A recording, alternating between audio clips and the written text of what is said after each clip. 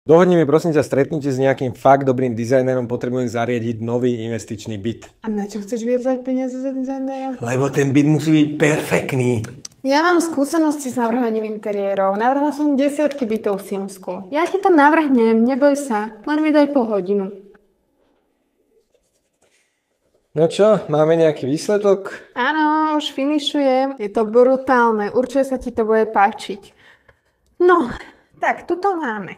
Takže komplet zariadená spálňa, kúpeľňa s veľkou rohovou vaňou. Do obývačky som zvolila taký žltý gauč, nech sa to trošku oživí tými farbami. No a potom samozrejme kuchyňa s jedálenským stolom a s 3 stoličkami. Tak čo povieš? Vieš čo, ja by som asi predsa len aj tých dizajnerov vyskúšal. Rob, jak myslíš, veď si to môžeme potom porovnať. Odmietnúť návrh mojej snaživej asistentky bolo ťažké. Nakoniec som ale predsa len oslovil dizajnérov z Tremus Design a výsledok môžete vidieť sami. Sledujte ma a ukážem vám celý postup, ako vizualizácie vznikali a neskôr vám ukážem aj samotný byt premenený na realitu.